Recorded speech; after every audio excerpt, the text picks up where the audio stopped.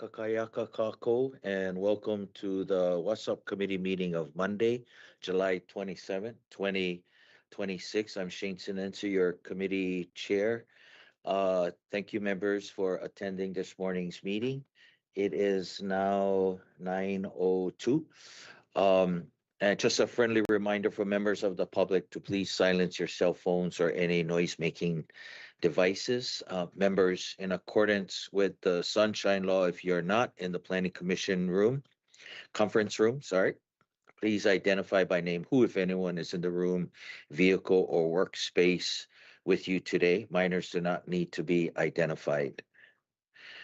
Please see the last page of the agenda for information on meeting connectivity.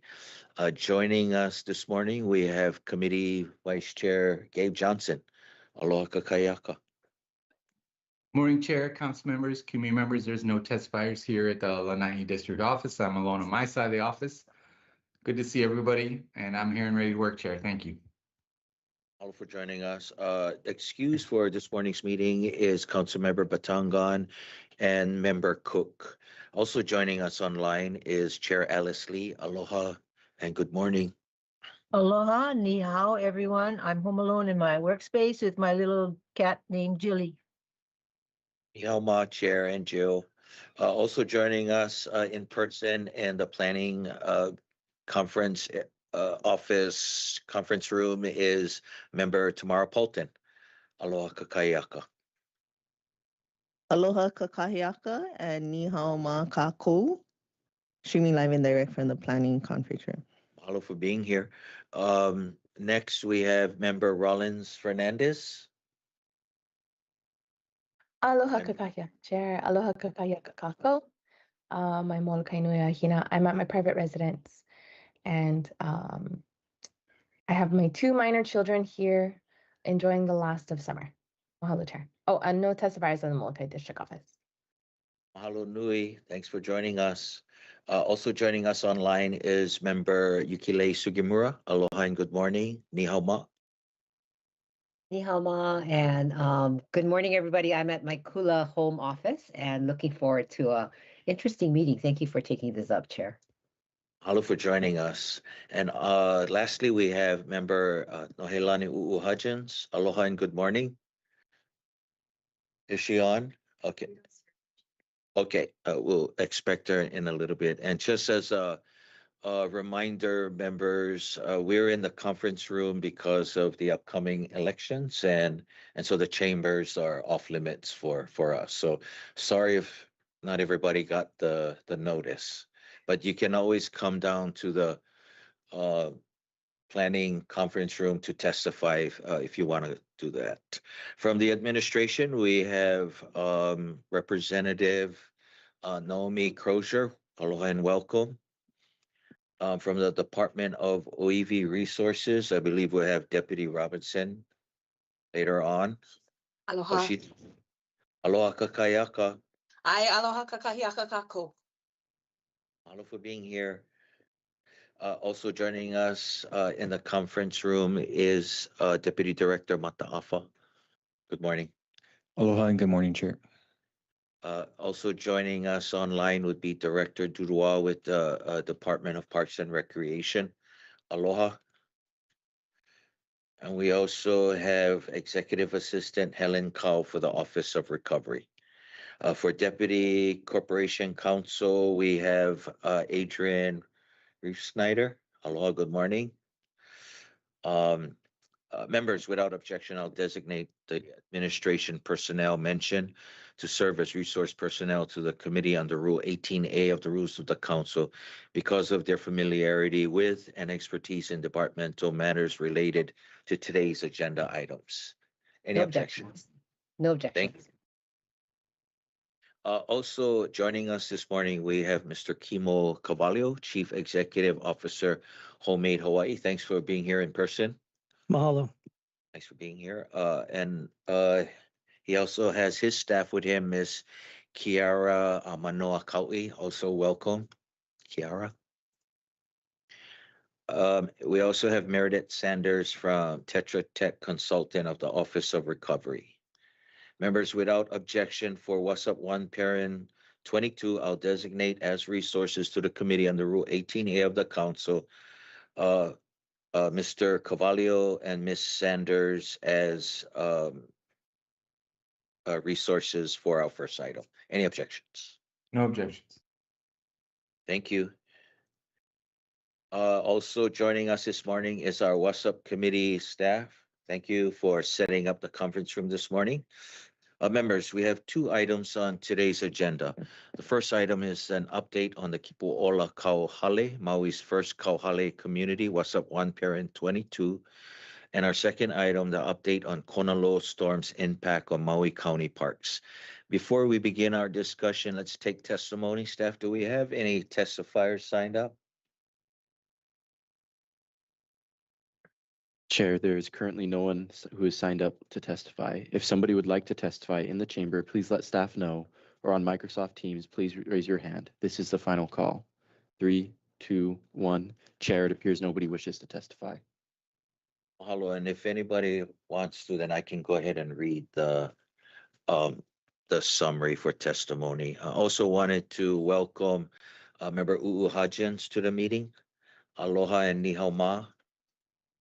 Aloha, Chair. Aloha, everyone. I'm at my private residence.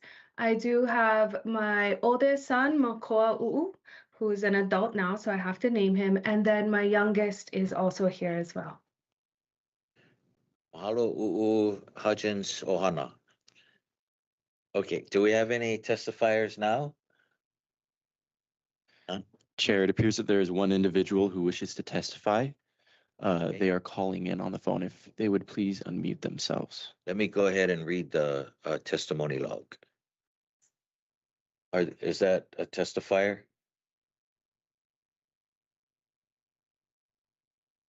It appears that they no longer want to testify, Chair. Oh, okay. Okay, members, we'll proceed with the first agenda item. Oh, any objections to closing testimony at the beginning of the meeting? No. Thank you. I'll now proceed with the first agenda item, the update on Kipu'ola Kauhale, Maui's first Kauhale community, WASSP 1 Parent 22. Members, Kipu'ola Kauhale is Maui's first Kauhale community under the state's Kauhale initiative. And today we'll be receiving a presentation from Director Kimo Carvalho, or Chief Executive Officer of Homemade Hawaii, with an update on the project. We've also invited representatives of the Departments of Human Concerns, Housing, OEV Resources, and the Office of the Mayor to comment if they like and to answer questions from the body. No one from the Department of Human Concerns is available for this morning's meeting, but we can submit any questions in writing should you have any for them. With that, we'll ask Mr. Carvalho for his presentation at this time. Absolutely. Mahalo, everyone. Hello, council members. Thank you, Council Member Sinensi, for having me here today from Oahu. My name is Kimo Carvalho. I'm the Chief Executive Officer of Homemade Hawaii. We are a nonprofit developer and operator that's focused exclusively on developing housing solutions for our most vulnerable communities who fall into a housing crisis. Here on Maui, in Maui County, we have two development projects. The one in Lahaina is Kalai'ola, which is a 450 home village for wildfire survivors who are ineligible for FEMA assistance. And of course, Kipu'ola. And are we going to have the PowerPoint? Got it. Okay. And Kipu'ola, which is a 64-unit kauhale in Kahului, which is located just across from the airport on the corner of Mayor Carvalho and Hana Highways. While the PowerPoint's coming up, what I will say is Homemade Hawaii and our niche in this market. So, the policy for the last several decades has been to subsidize affordable housing through programs such as the Rental Housing Revolving Fund and LIHTC and other government subsidies. And then from there, subsidize rental assistance with housing vouchers. One of the things that we've learned through homeless solutions is that oftentimes when you're subsidizing a lot of these vouchers, you have a lot of loneliness, and a lot of folks across the state end up falling back into homelessness because they really lack that social capital and social connection. And so While housing first policy is absolutely necessary, it's very effective for a certain demographic. What we are advancing here is also what's known as community first housing solutions. And so what we do is it's called missing middle housing or otherwise deeply affordable housing. And that's really our niche. This is really the development for your 30% to 50% area median income that often is not developed because developers cannot pencil the projects. And so we utilize tools such as emergency proclamations, we value engineer projects, and through the nonprofit developer model, we're able to actually bring down the cost of development, and that cost is passed on to the end consumer in the form of deeply affordable rents. So we're talking anywhere from $200 to maybe $500 a month on rent. So that's truly where we're really trying to break cycles of poverty, not just through just the development and the financial design of the communities, but also we're trying to develop alternative housing solutions. In this case, Kipaola are known as row homes. And so what you have here on the screen is the continuum of housing. And you see here on the left, it's crisis response housing. So those are your shelter programs, your safe havens, your traditional shelter programs. Deeply affordable housing, as you can see, everything above Kauhale has been housing vouchers. And so when you look at the rest of the continuum from low income all the way up to market, that's really has been subsidized housing in order to get vouchers into those housing developments. And so Kauhale is truly our community's first development for deeply affordable housing. If you go to the next slide. Hold on, Yeah. Kimo, real quick. Members, the presentation is uploaded on Granicus as number 1. Thank you. Just to communicate, how does deeply affordable housing work? This is a development on Oahu, but it breaks down the numbers pretty well. This traditional development would have cost taxpayers $22 million. Instead, it cost them $7.7 million. If you look at the breakdown, it includes donated land, which is one of the most expensive costs here in Hawaii and, of course, in the county. And then you start looking at value engineering through emergency proclamations, through donations, through use of different tools that can look at public-private partnerships as a way to reduce that cost of construction.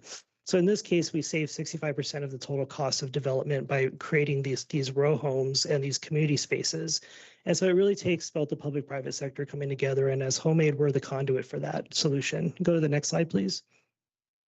And by the way, when we talk about the use of emergency proclamations, we're not jeopardizing on critical life safety. We're looking at, like, instead of hurricane-proof windows, for example, which would cost $900 per window, we're looking at jealousy windows, which cost me $100. So that's an $800 savings per window. There's 2 windows per unit. You do the math. And so what we're really looking at is just common sense development to make this type of project pencil. But we're here today to talk about Kipaola, as I mentioned, as a 64-home Kauhale. It's also row homes. These are mostly modular communities. And if you go to the next slide, what I wanted to start with is the story of how we got here was the land was available from the Department of Transportation. It was leased by Department of Human Services of the state of Hawaii. And at the time, it was we stood up a field shelter. And when I say we, the state of Hawaii stood up a field shelter for Pu'uhonua o Nene. And at the time, we got involved because a lot of the area businesses were complaining that there was a lot higher crime, a lot of vandalism, theft. And so Homemade Hawaii stepped in because we have a division within our organization known as Kauhale Management Services, which is the operating arm of our organization. And we stepped in as a property and asset manager to really stabilize this community. Our mission and our goal was to fully decommission Pu'uhonua o Nene, the field shelter. We partnered with Family Life Center, and we transitioned a lot of these residents into permanent housing, which they're still maintained in those housing units today. So that's really how we got here to this site. And this slide will show some of the stats, the key challenges, the timeline and objectives of what we achieved there. If we go to the next slide. Getting into Kipaola, this is what it looks like. These are what we call clusters. They're clusters of 16 units per cluster. Each cluster has a shared kitchen, shared community center, and then there's communal spaces for laundry, restrooms, and showers.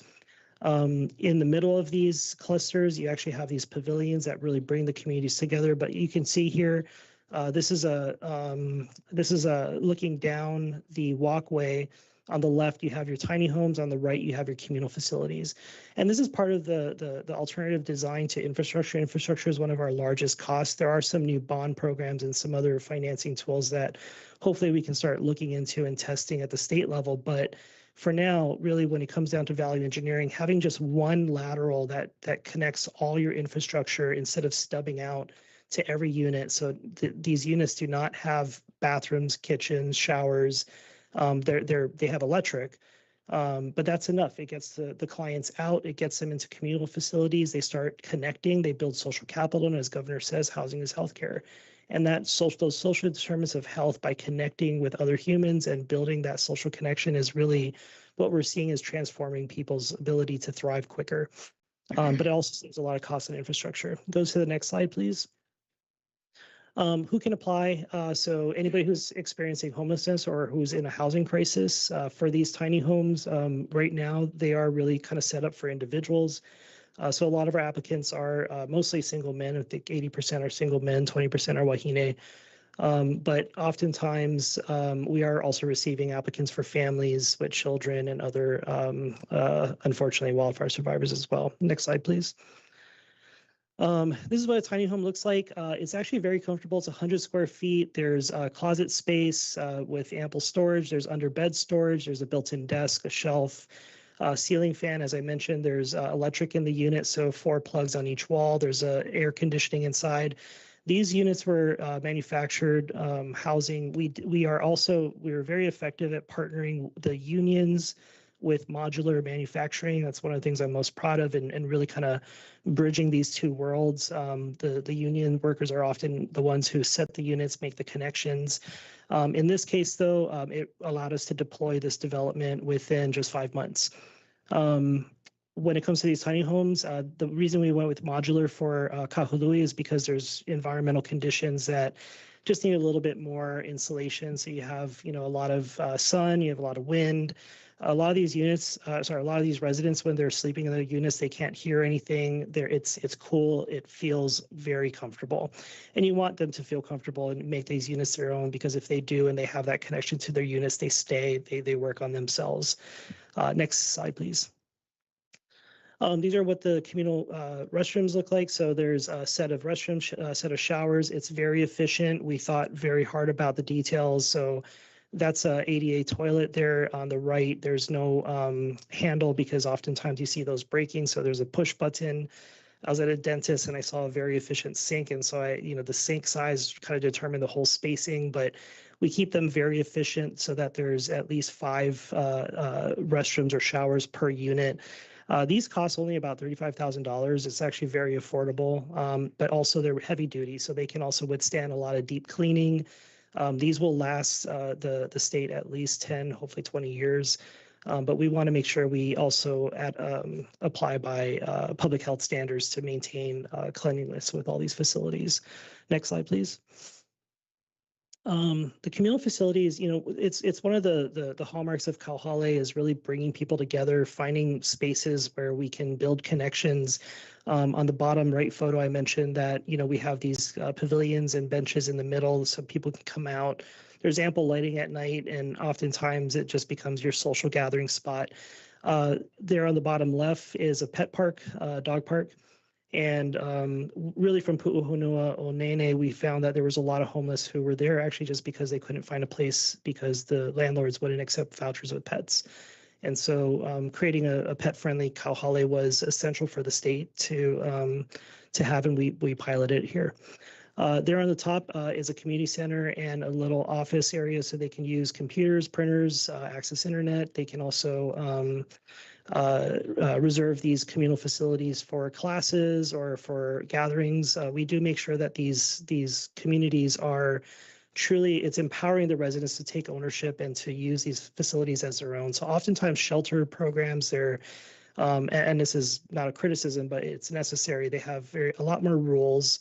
a lot more structure, and that's necessary just to kind of stabilize behaviors. But here at the next step up in the housing ladder for deeply affordable, you want to start building more independence. And so for our jobs as property facility managers, it's really to facilitate these kind of communal events. So Kiara over here, who's our senior director of our Kahala Management Services program, she partnered with the BIA Hawaii. There were about 10 residents here who did not have jobs. Poverty or job loss or the working poor is actually the #1 cause of homelessness for our residents here. And so there were about 10 residents who just needed basic skills. They would not sacrifice their time because they were working other jobs or trying to do side gigs. And so they could not commit to a 6-week program for a certification program. So we just gave them free rent. They stayed here for 6 weeks. They got their certifications. They were all guaranteed jobs in their construction trade industries. And then from there, they were able to stabilize themselves on rent. So it really allows us just for some more flexibility in kind of brokering these deals with our community. We also work with Aloha House. There were some substance abuse users who went through their treatment programs. They wanted permanent housing, and we brought them in here and had a guaranteed place for them to land. There's also a couple relapses that actually happen, not just out of choice, but just because they were struggling. Being able to go back to Aloha House and deal with their treatment while holding their bed, so they knew they had a place to come back to, that really motivated them and kept them going in terms of their sobriety. So oftentimes, we're really kind of thinking about, even though the holidays, we want to uplift their spirits and make them feel like they're all part of a community and connected. And, sometimes just instilling a lot of fun and community relations, it really just helps the vibe of the whole Kauhale initiative. You go to the next slide, please. This is what a kitchen looks like, a communal kitchen. So you have 2 stoves, 2 sinks. Kind of think like, when you get back from college, you're adulting and you're sharing, like sharing roommates, a kitchen with your roommates. So it's kind of the same sort of feeling, I suppose. The decks, they open up, the kitchen and the community center opens up with the deck connected. So it really opens up the space. And it really provides just really kind of that connection. There was a resident who's been on the streets for over a decade, didn't even know how to turn on a stove, and you had another resident teaching them how to cook. And so that's what community looks like in practice, and I think that's where we're seeing transformation in people's ability to thrive much more. Next slide, please. There are community expectations. Kiara and her team, they make sure that there are monthly community meetings or checking on them. I just found out every 30 days, just to make sure they're okay. We're connecting them, of course, with their services, case management agencies who are actually referring them, making sure they're just not forgetting them. They're continuing with their service plans. But the residents, they also take ownership of the community. We've seen kauhales across the state where residents have actually fired their security because they weren't effective, and they actually took over security themselves. We see other residents, we bought them some weed whackers. They're doing all the landscaping themselves, or they're keeping up with the gardening. Oftentimes when, you have, as developers, we realize we're the bones of the community, but it's all those fine touches, the landscaping, the signage and the wayfinding, and all the details that really kind of brings just the beautification of the community together. It makes them feel more connected. And so they take care of these homes as such. And then, from there, we also are connecting them with a lot of the area businesses. They've come to me asking for, there's a lot of vacancies that they're trying to fill. We are actually brokering deals where if we have case managers that can actually help support their ability for job placement, and if the HR department at the employer is struggling, we can actually use the case manager to actually help them with their behaviors, showing up to work on time, following through, resolving any conflicts. It allows us to actually keep them employed. And it also allows us to make sure that they're, we're addressing their behaviors that we don't know about oftentimes in the community. That's not in the shelter program. The only thing that I will say that really makes the magic of this is instead of lease agreements, we have program agreements. So we're not looking to just evict someone if they can't pay their program fees. Instead, if someone is not able to pay, or if somebody's struggling with breaking the rules, we don't just jump to eviction the way traditional property managers do. We instead, and lease agreements have the mandate to execute on. Instead, we show up and we say, look, what's going on? What can we do to keep you here? Let's put you on what's called a curable exit policy, or a human contract, where we can actually resolve your issues, maybe give you 60 to 90 days. We have a plan, you follow through on that plan. Essentially, if you don't follow through, we've already come to an agreement that this isn't going to work for you. But over 80% of those residents actually do follow through because it gives them that second chance or that opportunity to resolve their conflicts and issues. And it makes them actually motivated to follow through and to resolve their issues. So we're really trying, it's not just innovative alternative housing, it's also innovative alternative property management. That we're sort of, I think for deeply affordable housing, it's the system strategy that's been missing for quite a while because our community has favored single family homes and commercial developments and nothing in the middle.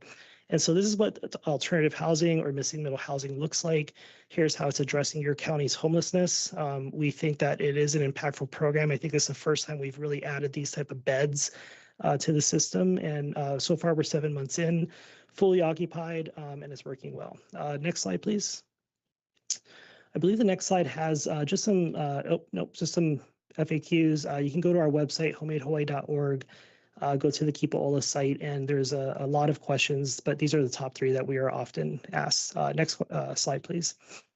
And just to wrap this up, just some stats. We've had 538 total applications in the last 8 months since we started accepting applications. And you'll see the breakdown here, back in November when FEMA had that scare that the leases were going to end, that became an influx of applicants that started. But for homeless that have been verified homeless, 175, another 264 who are truly at risk of homelessness. They were paycheck to paycheck. They're already in a crisis in debt. So there are some programs that probably needed to be able to support some of that ability to stabilize in their existing homes. During the winter months, we did see a little uptick in out-of-state homeless. It wasn't significant, but it's often the number one question. You have your demographics. Your average income is really that 30 to 40% area median income. So we're hitting the demographic that it's intended for. And then you have your reasons for homelessness and your top barriers. For your top barriers, the one thing I will say is Pu'ulehu Road is probably one of the most, we really had to get creative with MOUs with different landowners to really kind of enforce that area with our security. Oftentimes it's external negative influencers that are trying to come and sell drugs or try to, connect in a negative way. So, we're really trying to help our residents understand how to have healthy boundaries and relationships. Oftentimes with their families as well, there's some conflicts. So it's a lot of ho'oponopono and a lot of resolution. And we're leaning a lot to our case management partners to help with that. Higher levels of care, I think psychiatry, even from the Pu'uhonua days, that was something that I struggled with, is just trying to find those resources that our community is really good at navigating. We have a lot more navigators, and it seems like we've lost the clinical muscle of our case management that's really able to intervene. And so finding those type of resources that can really provide for stronger intervention, I think was something I struggled with, but maybe also I just couldn't find. Anyway, I think the next slide is just how to apply and how to learn more. And I'll stop there and take any questions. Mahalo. Mahalo, Executive Director Cavalio. Did Ms. Manoa Kau'i wanting to add anything? Okay, members, will go to our county officials here and then we'll open it up for questions. From the Office of the Mayor, we have Ms. Naomi Crozier. Did you want to add anything to the? Thank you. Okay, but you guys are here to answer any questions. Thank you. From the Department of OEV Resources, we have Deputy Director Robinson. If you had any mana'o nui. I mahalo for this opportunity to speak today.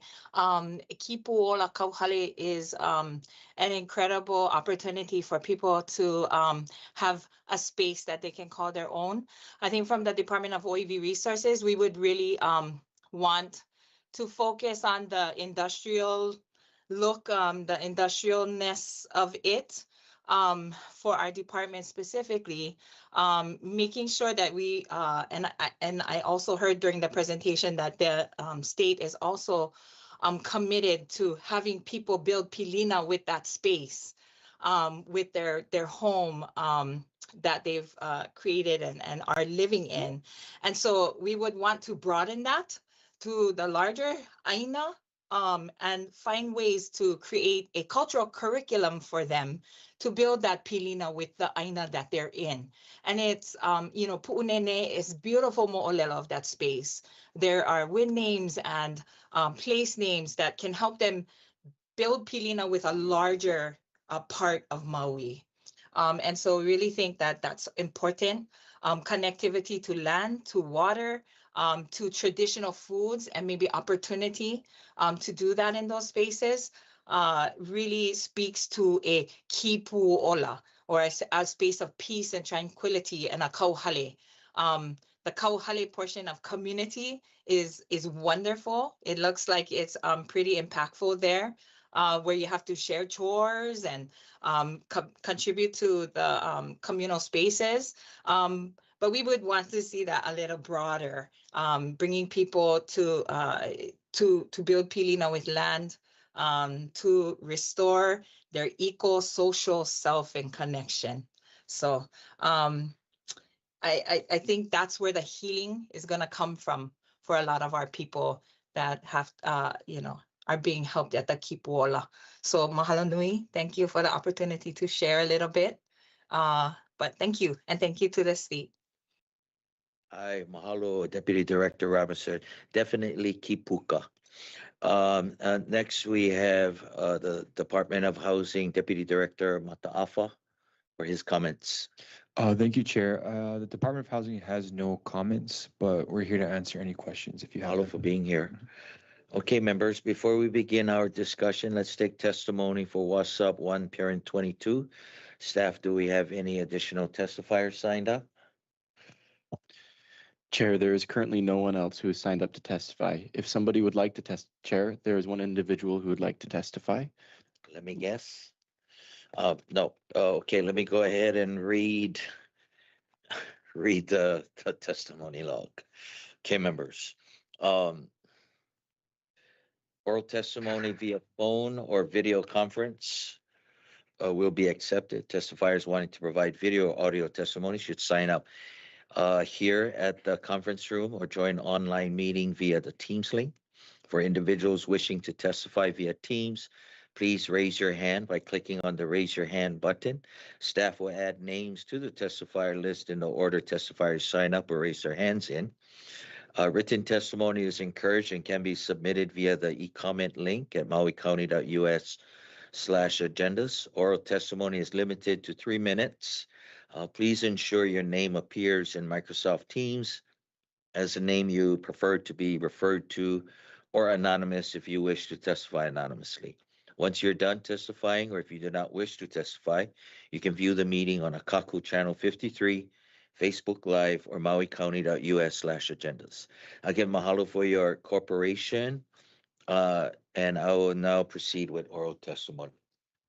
Chair, the first individual up to testify is representing the royal patent.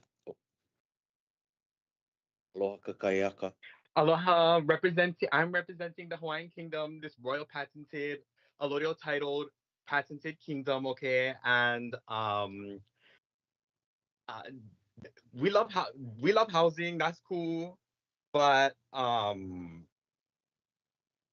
just wanted to question about the area. Like, yeah, Pu'unene, what about like the is there gonna be health effects from the being over there? You know what I mean? Like from all the chemicals that is being sprayed right there in the fields. Yeah.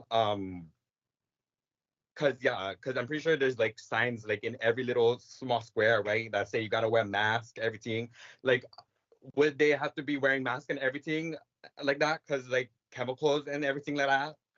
And I heard like a few cultural practices, whatever, that was named Ho'oponopono. Is there gonna be someone truly a cultural practitioner, not being paid or nothing or whatever, doing all that?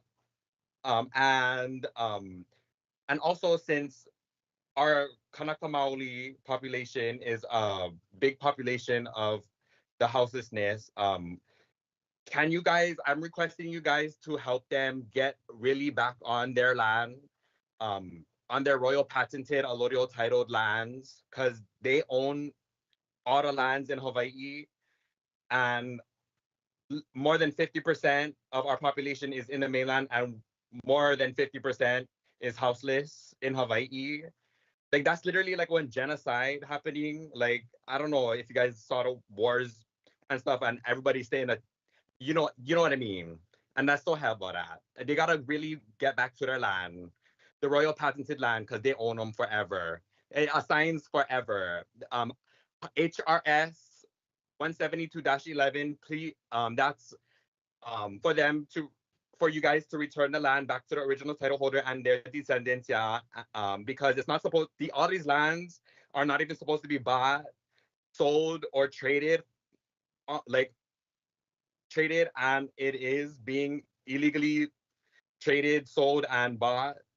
And I demand and I request you guys respectfully to return all the Hawaii, all the Kanaka Maoli back to their royal patented allodial titled lands because they own them forever. Mahalo. Hi, mahalo nui, a Royal House of Hawaii, and mahalo for the ninau. Members, any questions for the testifier? Seeing none, mahalo. Okay. Chair, there is currently no one else who signed up left to testify. If somebody would like to testify in the chamber, please let staff know, or on Microsoft Teams, please raise your hand. This is Chair, there is one person calling in by the number of 808. Please unmute yourself.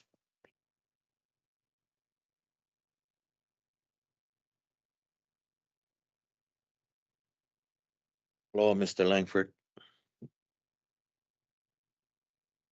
Or was it Mr. Langford?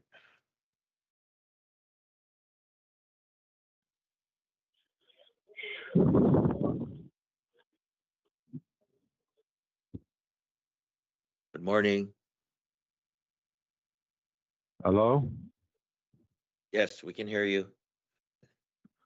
Oh, I heard you say Langford. I'm sitting there pushing buttons on the phone, and it's like the computerized voice is talking, and I couldn't hear what, that wasn't, yeah. So it's, okay, I called Dawn from Shane Sinensi's office, and she's one of the only council people in the building that answers the phone anymore, and she's doing a very good job of that. So I want to oh my Kai, her, and Mr. Sinensi staff. Vote for Sinensi, that's all I can say. And she told me the agenda was about the corona lows and the effects in the county parks. Is that correct? We're on the Kipu'ola housing project. Oh, Kipu'ola. I have no. I don't. Kipu. Kipu. Oh, that's the state kind of the one over there, the one that Kipu. Yes. Kipu. Over there where Tent City used to be. Hi. Okay.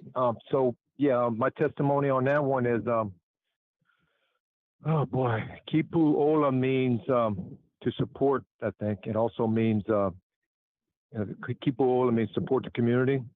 That's the Hawaiian word of the day. I'm glad I got that in. Thank you, Mr. Sinensi, for that's a good way to start out the Monday morning.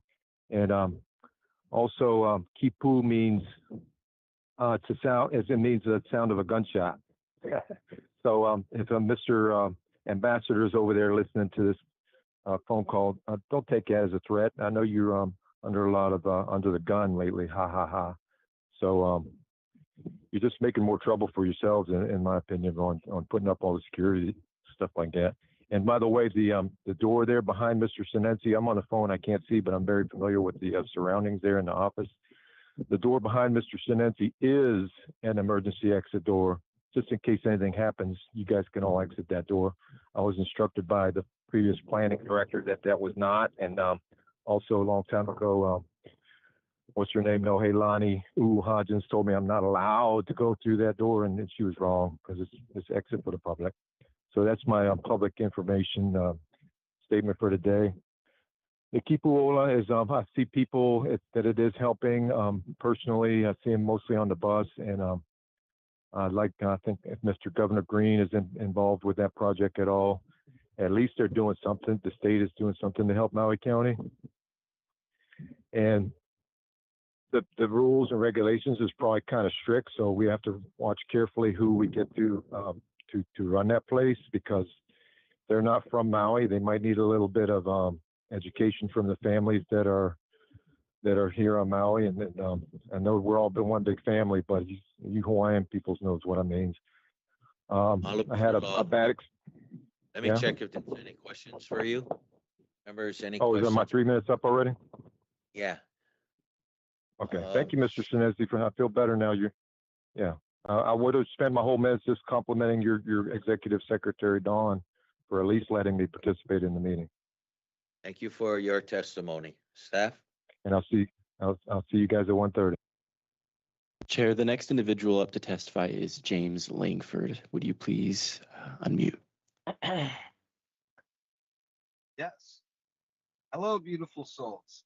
Thank you for dealing with Mr. Law in such an eloquent way, Mr. Sinesi. To hear him joyful, hopefully makes you guys have a better day. Thank you, sir.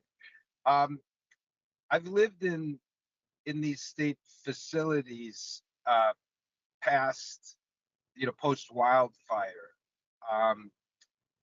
without starting any trouble or anything like that. I would love to have a dialogue with you folks in an appropriate way, not for any monetary, gain, just to let you know some of the things that I've lived through, saw ignored, and that might be a way that we can fix the net, before we go fishing, for our all of our collective success. It's an election year. The news cycle brings out a lot of information. So you guys know that I am solid when it comes and ethical when it comes to doing business and government and every single way. So heck, I even do the homework first. So I'm hoping that that when if you folks need to hear some real deal stuff that was going on with partnering with the state,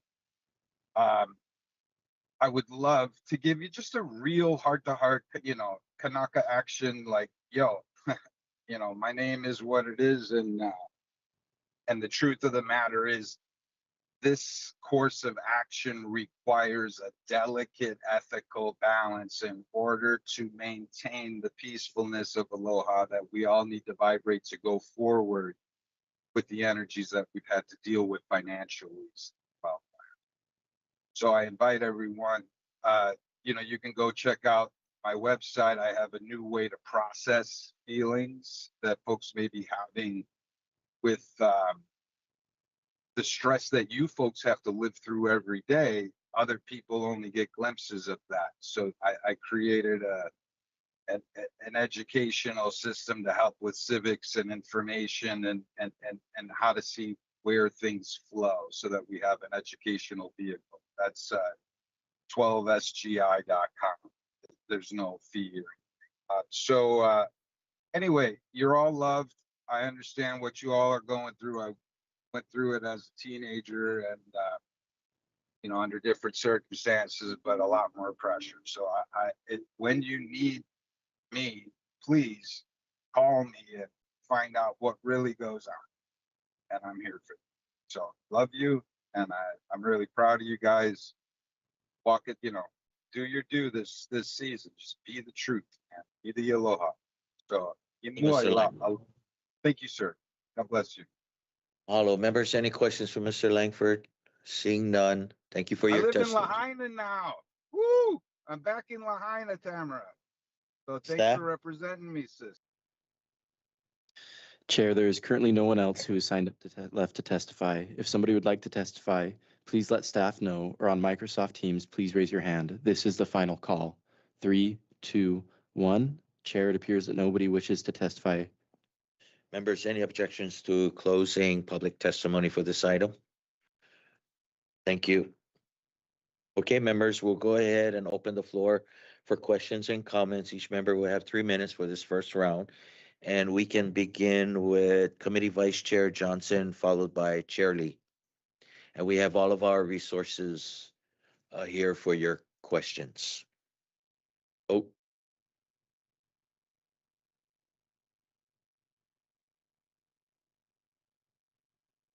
Committee Vice Chair Johnson? Yep. Oh, you're up. Yeah, okay. Thank you. Thank you, Chair. And thank you, everybody, for joining us today with the presentation. I only have 3 minutes, so I'll try to go quick, but I will first off say I really appreciate Deputy Director Robinson's beautiful remarks, and I totally agree with them. Thank you for bringing that lens to the table. I appreciate that. A lot of my questions is for Mr. Corbello, and thank you for doing that kind of work in our community. It's really needed. I really appreciate the idea that you're looking at a new way to do program management. So let's get into that. How many caseworkers are on the property working with the folks or wraparound services? And then how many security guards do you guys have?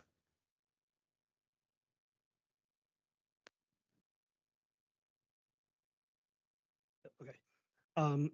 Okay, so for security guards, they're 24/7. There's always at least two. I believe during the evening shifts, we have an additional security guard that also helps with monitoring the area outside of the community as well. We took a responsibility to not just be managing a facility, but also to be good stewards and the neighbors in the area. And then, I'm sorry, could you repeat your first question? Well, you know, Case- I'm curious of like caseworkers. Do you have enough caseworkers for the load that you're going to have to, work with the people? This is the largest, excuse me, this is the largest kauhale in the state of Hawaii on a neighbor island, which is great. It is requiring us to partner a lot with those who are referring to the community. So we do have 3 staff on property. That's just part of the contract with the state of Hawaii, but we do have subcontracts with the case management agencies. And of course, those case managers who are referring are paid by other resources and contracts that we leverage in order to support us. So I don't have the number for that, council Okay. member. I think, if I back up a little bit, I really appreciate the presentation and a new way to looking at this. Some of the criticisms of these is that it's that type of soft incarceration with lights out at this time and security guards, yelling at the folks that, with their music too loud and all that kind of little things that they have to deal with when you're dealing with folks who are on that benefits cliff and just, reminding them of incarceration. I want to make sure it's more of a light touch instead of a heavy hand. That's really where the question's sprouting from. You don't want it to make it look like prison. You want to have a nice landscape design, shade, places where people group, and not just so industrialized, if that's the word, And I think Deputy Director Robinson kind of brought up a beautiful point about that. So that's kind of where I'm leading. Like, I want to make sure that the folks feel like it's a home, even if it is a temporary home. At least it doesn't feel like soft incarceration. So maybe you can address some of the ways that you're doing addressing that. I would say that it doesn't feel like incarceration at all. We are very intentional about the color scheme, the design, the spacing, the way flow, the traffic flow. I think the aesthetics really came through. I believe that every one of our residents feel that they're dignified humans. At least that's what they're communicating to us.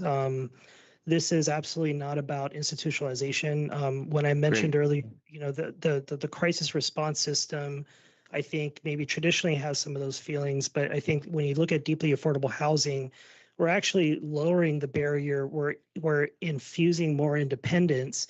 And so for a lot of the kauhale across the state, we're actually empowering the residents to take ownership of their communities by creating their own rules, by collaborating. We have monthly community meetings where they talk and honestly sometimes beef out some of their issues with each other, but by processing those issues and resolving them together and creating rules and community aspects that makes this community thrive, that's the process. So I would say it's less institutions, less rules, more empowerment and more independence. I appreciate all of that. It's really important to bring up. And I didn't hear the time. And Committee Chair Sinensi, let me know if the time rings because I didn't hear any bells. Or did? Okay. I'll wait then. Thank you so much. Appreciate your response to me. Thank you. Mahalo, Committee Vice Chair Johnson. Next, we have Chair Lee for her opportunity. Thank you, and thank you, Mr. Cavallo, for your presentation. You went rather quickly through it, and so I was wondering, when you talked about the $22 million cost, which project were you talking about? That was an example of a kauhale on Oahu that's just it's the next largest one. The message was that project would have cost taxpayers $22 million had we not. Okay, let's moving on. Kipu Ola, the 64 unit one. How much did that cost? Just under 9 million. Under 9 million. And who paid for it? Where did the 9 million come from? State of Hawaii paid the cash, and then there was additional funds that were paid by the private sector. So you don't know what the breakdown is? I don't off the top of my head. I can absolutely get that for you guys. Okay, could you? And then is this pretty much the standard for most of these types of units? 100 square feet per unit. They're clusters, and that they have communal restrooms and showers and kitchens and so forth. Is that the standard for these types of homes? It's the initial phase of our kauhale developments. Single adults are one of the largest homeless populations, and so that was one of the quickest deployment strategies for row homes that could quickly move a lot of people at a cost-effective rate. Okay, you talked about lasting 10 to 20 years. Is that the economic life of these units? Yes, ma'am. Okay, and then where our units are situated, they're exposed to a lot of wind. So I was wondering, like up to what miles per hour wind can it withstand? Yeah, up to Hurricane 2. There was a lot of thought that went into these units being placed there because of the area's environmental conditions. It's not just wind, it's sun. There's also, that area did get flooded a little bit, so we wanted to make sure it was positioned in an area with proper drainage. We wanted to make sure there wasn't any contaminants to the earlier comments. But nevertheless, yes, there was a lot of thought that went into the longevity of these units being placed here on this island in this neighborhood. And then you talked about 80% men and 20% women. So is that representative of the homeless population in general, or it's just in these types of situations? I'm going to defer to the county administration to answer that, but that is statistics specifically for Kipo'ola. So the 20% women, did that include children? There's no children at Kipo'ola. The next, and maybe to your earlier question, we are currently designing the next iteration of kauhale to include couples and families with children. We have not deployed those yet. Under Governor's first term, our goal was 30 kauhale across the state within the first 3.5 years that we had. So this was the quickest deployment, but we are. Okay, and then do you take? Are there restrictions on the people that you take, such as, do you take sex abusers or hardline felons? As long as they're homeless and they have the connection to services. I see. Okay, well, thank you. Appreciate that information. Thank you, Chair. Hello, Chair. Yes, next we have Member Paulton, followed by Member Rollins Fernandez. Thank you, Chair. I was wondering about the modular portion and the emergency proclamation. Is it like HPM built, and is it only allowed to be used during an emergency proclamation? When the emergency proclamation ends, then what happens? So in terms of it's modular. It's these are Staus Korean manufactured, built. Factory built. Yes, there are some of them also at Kalaiola. In terms of we did go through the county's special permitting process to get them approved. Under the emergency proclamation, this is state-owned land, so the state does have full entitlement, but we did collaborate and coordinate with the county in order to access infrastructure primarily. And then, of course, for the modular, to make sure that the units were, for lack of better words, permittable to. So the this county. couldn't be recreated in absence of a emergency proclamation, or would it need like a special conditional permit or something? My philosophy is there's always a way, and I would love to have that conversation because I do see a path forward.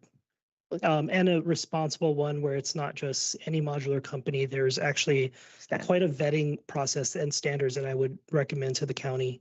Yeah. Okay, and then it looked like 538 people initially applied with 64 units. Does that mean 474 were turned away? Majority of them were wildfire survivors that were through the FEMA program. And then the rest that were turned away, actually, I would say, let me correct that. They weren't turned away. They decided not to continue with the application due to them wanting to accept vouchers. Yeah. And do you know the annual operating expense for this? We just got to capacity, so we're just learning the numbers. But it's going to be somewhere around, I believe, 1.2. The majority of that is going to be security and electric.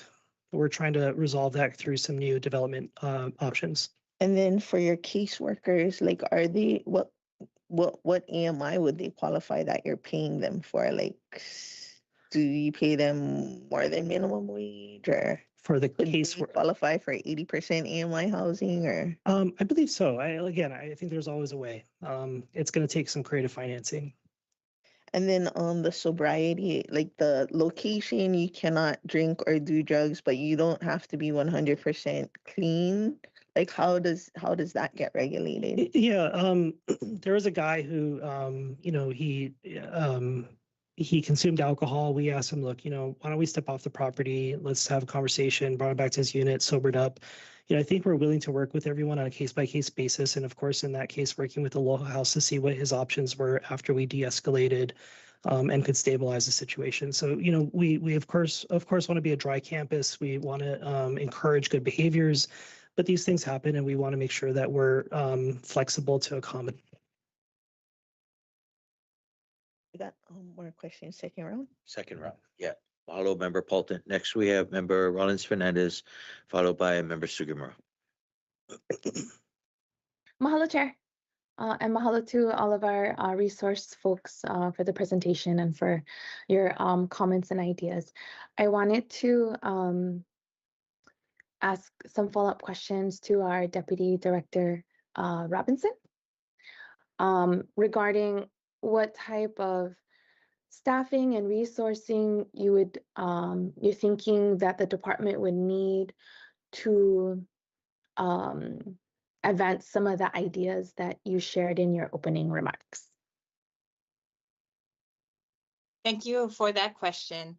We have been working with different departments in the administration to kind of conceptualize what that would look like for the County of Maui. I'm not sure of a cost. That's kind of where we're at. So we've kind of talked about how to do so, why it's important to do so for our community, some opportunities that the county has to, create something along the lines of what the state has done with their kauhale and, like at Pu'unene or the Pu'uhonua Onene. And so thank you for that question. I can get back to you. We are working towards figuring out what staffing would look like, what costs would be, and what that could look like for the county. Mahalo, Deputy Director. And perhaps, I don't know if there would be like potential partnerships with organizations like nonprofits. I'm trying to think of some off the top. I know like the like Maui Nui Medical Hui, or I might have said that wrong, or like the Wisdom Circles folks. They do like artwork, but there's culture infused into the artwork. Yes, thank you. Absolutely. We look forward to working together in a co-management way or co-stewardship way of our people. I know we look at that for Aina, but I think partnerships between the county and nonprofit organizations that do good work, they are have already built up trust with the people. A lot of our nonprofits, like the Grassroots Hui, we have been meeting with to see, how can we be good partners together. They have great ideas. They have been taking care of people, malama aina, and they really just love people. I think you mentioned some really good groups like the Maui Medics Hui. I know we have some meetings with them, as well as some other providers that the county already works with. I think for the Department of OEV Resources, what we really want to see is culture and education integrated into those spaces, and a deep connection to Aina. And we know that many of our houseless are Native Hawaiians. And so if we can give them connection to culture, connection to land, to education, we hope they could be comfortable in those spaces. And, when we look at what is already provided, as far as a shelter, a safe place, security. Also, I think they had made mention of things like, community meetings, and sharing the care of common areas, and kindness and respect. I think we can also add to that, culturally grounded education, an opportunity to have elders guide the space, and be there for people, to bring in folks that are culturally grounded, that could work with the people who are there. Even really just building pilina with each other and aloha. A cultural curriculum for supportive housing is what we would support here. And, traditional foods, traditional, landscaping, that, and then opportunities to, just grow in that space and to feel proud of that space and connected. Yeah, all of that is so important to when the individual healing. So I just I want to hapai that when the appropriate time, when you folks are ready. Chair, I don't know if the timer went off, but I didn't hear. I assume it did, because that was kind of a long time. But yeah. Yes. Okay. Hello, Member Rollins Fernandez. Next, we have Member Sugimura, followed by Member Hutchins. Thank you, Chair. So interesting. I'm really glad that we have Kimo here, Carvalho, to share the progress of this, because we saw it coming up and I was just wondering what the overall impact. We did hear when the subject matter came up, the concerns of the surrounding businesses. So my question to the executive officer, Carvalho, is what kind of outreach have you done? Or is it a question for the county? Oh, I can answer if that's okay with the county. Okay, thank you. Thank you for the question. So we started the community outreach with the businesses when we took over Project Vision's contract from Pu'uhonu Onene. And since then, we've maintained those relationships, and we've become part of the business association, sort of a ad hoc grassroots group. And we actually listen to a lot of their concerns. We've done training. We respond immediately if they actually call our security for any issues. So there's a strong relationship, and I think we have done I think we're very proud of having turned a full 180 from where it started to where it is today. Oh, that's good news. Does the county have any comments regarding this presentation? And is it only Naomi Crozier, or do we have our Department of Human Concerns able to provide us more information? Today we have Miss Naomi Crozier. Do you have a question? Oh, and the Department of Housing. Okay, interesting.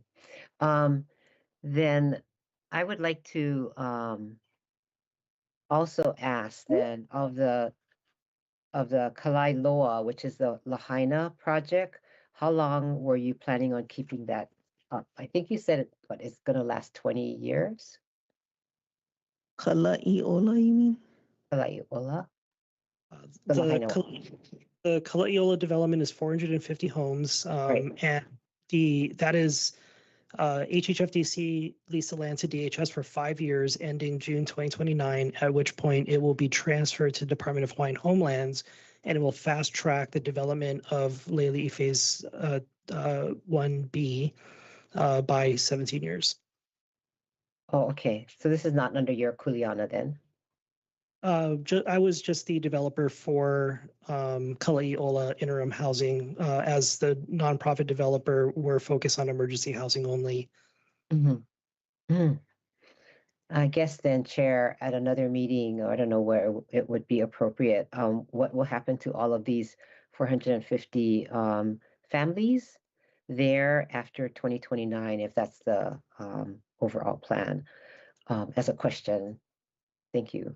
And appreciate this, appreciate you working with the community and the extra work that's going in to make this a viable place for us in Kahului. And I think we see a need for something like this to also happen with the Project Vision, which is across the street from the church there.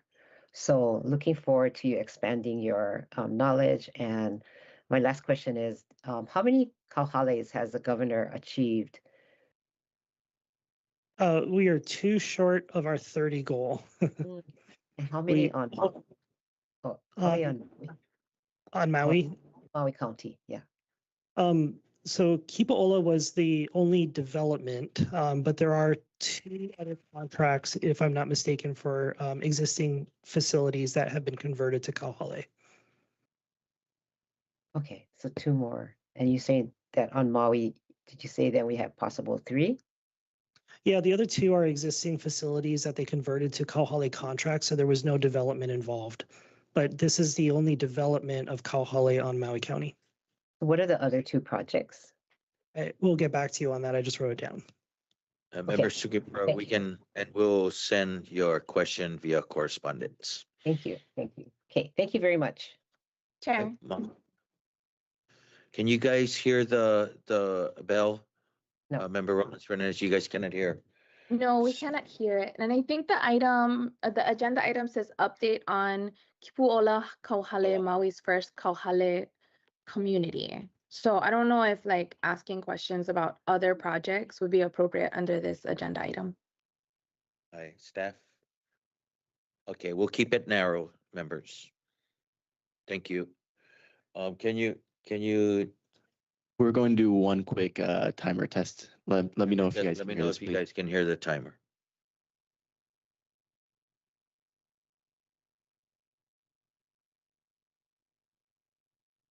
No? I heard it, but I'm in the room. Yeah.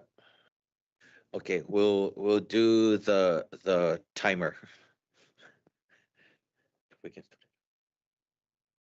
Okay, we'll go to Member Rollins, excuse me, Member U'u Hutchins for her opportunity.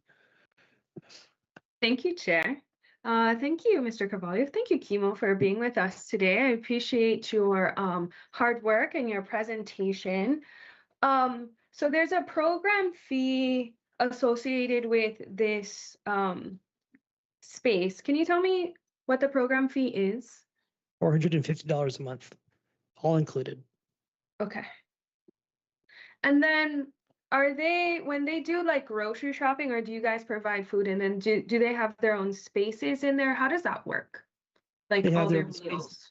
They have their own spaces. They purchase their own groceries. They cook their own food. If they need any assistance with cooking essentials, we might be able to provide that, but it is independent. Okay. And then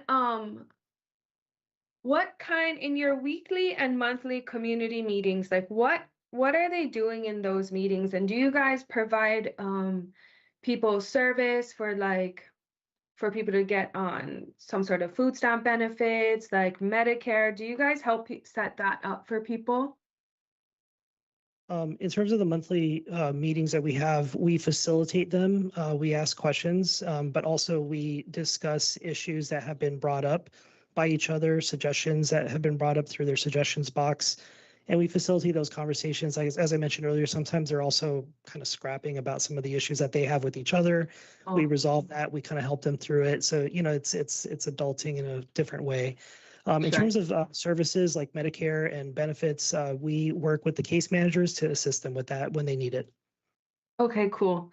Um, I do believe that rules and structure do provide some sort of normalcy for people's adulting life. Like we all have rules and structure we must follow. My children have rules and structure they must follow. I do think it's a part of normalizing adult behavior. So I understand where that's gonna come in. Besides these 4 rules that you folks shared and like a sober facility, is there any other rules you guys enforce? It's primarily around safety, just making sure they're not Okay. breaking the law, making sure they're not creating an unsafe environment for themselves or others. And otherwise, it's really just identifying and intervening ahead of time on where they have barriers that need to be addressed, and then making those preventative measures immediately so that we don't have to create a facility with a lot of rules. They're the ones who's Okay. actually creating more of their own rules by empowering those community meetings. We empower them to create structure in a way that's healthy for them. Okay. And then this seems minor, but for cleaning supplies, like when they have to do their own chores and stuff, do you guys provide cleaning supplies? They can get expensive. At least the good kind cleaning supplies get expensive. Oh, yes. I'm very Okay, aware good. of. Yeah, we are thankfully Time. getting some donations by the hotels, but this is actually another costly item for the state budget. But yes. Okay, cool. Thank you. Hello, Member Hudgens. I just had a couple follow-up. Most of my questions were answered. But Mr. Cavalli, you mentioned 60 to 90 days. There's a time limit of staying here. No, their program agreement is actually for 6 months, but we check in on them every 30 to 60 to 90 days. So we just do these check-ins just to make sure their transition is smooth. Okay, and then you mentioned also Aloha House. So you're working with them as far as transitional housing for those people that are in their programs. One of the successes that we've seen is, and we've learned this across the state of Hawaii, is that when a homeless individual is actually going through a traditional shelter or treatment program, and then they're stepping up into deeply affordable housing, that transition is actually a lot smoother than going directly into affordable housing that's subsidized. What we are doing is we are empowering the service system to refer residents, and that way it attracts those who are on the streets to want to work with them so that they know they can come into Kipo'ola. Got it. Okay, thank you for that. Okay, members, for a second round, we'll do 2 minutes by a show of hands. Oh, we have Member Paulton followed by Chair Lee. Thank you. So 64 units, 450 a month, maybe that doesn't come up to the 1.2 million. So is the rentals going in to subsidize the 1.2 million? Is that what it goes towards? Correct. And then the other portion of it comes from state. Yeah, it's the state Kauhale initiative that funds the operations for the Delta. Okay. And then this will take single women and single men, and you said 80-20. How many restrooms are there, and do they specify like men only or women only, and showers? 3 sets of restrooms and showers for all 5. Oh my gosh, thank you. That's why she's here. And there's 5 stalls per facility. So there's ample ratios. One of the things we've learned is that you want to keep your bathroom showers in proximity, literally within a distance of 50 feet in order for them to actually want to use it, 1, and 2, because they're individual stalls at lock, it's unisex. And then you said 5 stalls per facility. That's 5 stalls for all 64 or per the 4 by 16? There's 5. Sorry, Kiara, you're gonna have to step up. Sorry. Not a problem. So there's 5 stalls of bathrooms, 5 stalls of showers, the clusters of 16 units. So the total project has 20. Okay. 20 bathrooms and 20 showers. And then in the layout, are you does it matter if men and women are next to each other? It doesn't matter. No. And are you full up right now? Yes. Okay. And then if someone voluntarily or doesn't voluntarily leave, are you in coordination with the homeless coordinator to let everyone know that you have an opening? We have been working with the homeless coordinator very well since Pu'uhonua Oni. But yes, we are always looking at the inflow and outflow based on success or issues. How long does it take to get in? Like, We opened applications in December. We just got full last month. We are just learning about the turnover rate currently. So ask me again in 6 months, and I think we'll have a more clear answer on that. okay, thank you. I heard the time. Mahalo, Member Paulton. Next, we have Chair Lee. Hi, do you take people on a first come, first serve basis? Yes. That's one question. And yes. Yes. Okay, so it doesn't matter what their qualifications are. It's just who signed up first. Okay, so then you mentioned a 6-month program. Is it subject to extensions? They sign a 6-month program agreement, and it's renewable monthly as long as they need to. As long as they need to. Okay, and then do you help them find permanent housing? You know, moving to the next step from transitional to more permanent housing, rental housing? Great question. The goal here for Kipa'ola is upward economic mobility. We want to ensure that they're able to save money, earn more, save more. So instead of, so traditional public housing is 30% of your income toward rent. So the more you earn, the more you pay. That is a disincentive. So we do fixed rates so that it's the more they earn, the more they save. The more they save, then they start mobilizing. What we've seen at other villages across the state is they usually break poverty right around year 3 if they stay that long, which shows that traditional transitional housing for 2 years is actually not sufficient. Usually they're just kind of out of the crisis around year 2, 2.5, but year 3, we're really seeing mobility. And they bypass housing and they go into permanence. Yeah, but if they stay with, so you're expecting them to stay beyond 6 months? Well, it's a pilot. We're testing out the Kauhale initiative. It's an innovative program of governors, so we're going to learn from it, but we're also keeping it flexible enough and not defined by a federal system in order to. Okay, so what kinds of people generally, you mentioned the working poor, so those who are maybe down on their luck but have jobs. Is that the type? So when we broke down the demographics, one of the things we've learned in terms of causes of homelessness is the number one applicant was the working poor. Okay, thank you. Can I just ask one more question, please? Go ahead, Charlie. So you don't really appeal to the people who are sitting on Pulehu Road then, by Safeway? No, not at all. They are part of. That's a different crowd. That's a different crowd. It's just a different crowd. Yeah.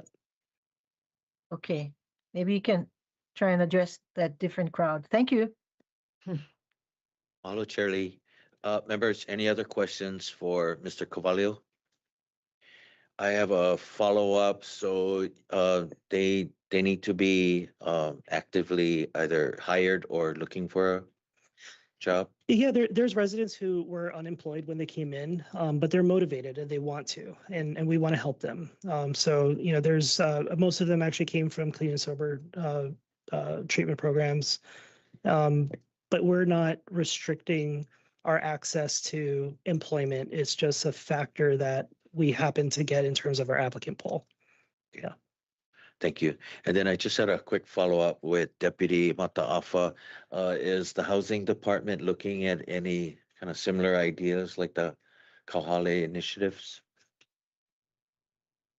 Thank you, Chair, for that question. And yes, we are looking at everything on the table. As you know, Department of Housing is responsible for housing across the spectrum and mainly pointed towards the 0% AMI to 140% AMI. And I can kind of talk a little bit about what we've done as a department on some projects relating to houselessness. So we do have one federal allocation that comes in, that's the Housing Trust Fund model. And that mainly funds projects and units aimed at 30% of the AMI and below. So what you'll see is some, like for example, some units in Haleo PK are designated specifically for people who fall under that category because it uses HTF funding. We also use HTF to help with rehabilitation projects and partnering with entities like Kahale Akiola to rehabilitate units there. More recently, last year, there were some allocations that were provided to the county where we've actually helped Maui Grassroots Collective purchase a home to continue the work with emergency housing. And the last one that comes to mind is Juliao. So Juliao, as many of you know, is a 12-unit multifamily project here in Kahului, and a big population that served there are women with children, and they are at the 30 to 50% AMI category. So those are kind of the efforts that the department is currently supporting, but we do collaborate a lot with Department of Human Concerns and trying to figure out the solution as well, and how the department can be a piece and presence in this discussion. So hope that answers the question. Yeah, mahalo for that, Deputy Mataafa. Members, any other questions for our resources? I see Member U'u Hutchins. Go ahead. Thank you, Chair. Last question for Kimo. So I know that this is a state project, but how can we best partner with you folks, and what do you need from us to move forward successfully? There are 4 things that make me successful at this job. Number 1 is access to land, and often the public lands are really the best resource, so it's entitled to the public. Number 2 is our emergency proclamations, or at least the ability to, and there are emergency proclamations on county levels as well, but really being able to creatively redesign a process that usually takes a lot of permitting time, that also saves costs, and also find alternative methods in agreement with the counties. Number 3 is going to be the public-private partnerships and really bringing down the cost of construction. That's where we believe our nonprofit model, it's a niche that we have in the market, but value engineering the costs through philanthropy, through builder discounts, and being able to augment that with the public resources. So to Deputy Director Robinson's earlier comments, when we're looking at the financial capital stack and county government is only limited, you want to be able to really leverage the private sector. That takes a little bit of negotiation. And number 4, which I think the county can really help with, is being open to recalculating our infrastructure calculations for water and sewer. When we look at our development, we're not looking at single family homes and commercial property calculations. We're looking at tiny homes. Those 20 bathroom facilities, when we look at the rates that we're actually utilizing, we're really looking at a very different demand. And so I think being open to just alternative housing, alternative methods, or a different set of facts based on a different style of homes, that is where I think the county can really support us. It's more of a, and don't mean this with disrespect, but it's really bringing a mindset of how can versus why no can. Okay, thank you so much. I appreciate that. Thank you, Chair. Thank you. Looks like I sparked more questions. Mahalo for that question, Member U'u Hutchins. Member Paulton? Thank you. I just was wondering, are you looking at recreating Kipu'ola Kauhale on Maui? Like, there's the I guess it's a survivor Ohana Hope Village across, and people have approached me that they don't, like, when that ends, they have no plans on how they're gonna survive after that. Is there opportunity for public-private partnership there as well, or it would depend on the landowner, which I believe is the church, continuing it? We would like to see the ability to shift from public to private lands and still have fairness and maybe longitudinal. So if a private landowner wants to commit 20 years at minimum to the use for homeless housing, I think that's something the county should absolutely permit. I think that there's opportunities or EP kind of permit. Yeah, it comes down to the basic uses of the community infrastructure and approving the types of housing and developments that we're executing. What kind of zoning are you looking for that? So for that one, that's it's ag, but it's not prime ag, and it's previously disturbed. It's actually prime for development. It's the best spot. I mean, because like our zoning allows certain amount of density, which isn't like the creativity that you're speaking to. Yes. To like create another type of zoning category for kauhales, or would you prefer like conditional permitting, special use permitting? Like what kind of creative solution would you recommend? Like its own homeless village zoning category, or? Yes. So at the state level, when at the time Governor Abercrombie launched the Hawaii Clean Energy Initiative, Time. within the State Department of Energy office, there's actually a special permitting process for those energy projects, and it was specialized to that industry.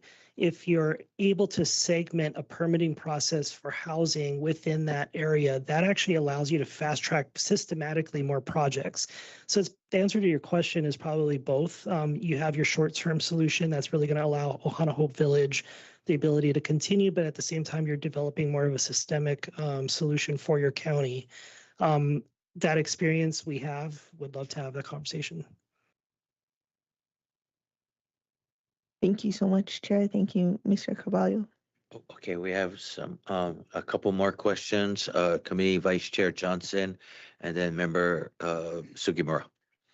Thank you, Chair. I know we're moving on to other topics, but I'll be real quick, maybe make a statement. But I think the 100 acres behind South Maui Police Station, county owned, sound like that would be something that this would work well with. And I know the Department of Housing is here, and with these guys here, I think it'd be great if we all work together on finding county lands that could actually replicate this. Thank you, Chair. Hello, Committee Vice Chair Johnson. Next, Member Sugimura. Thank you.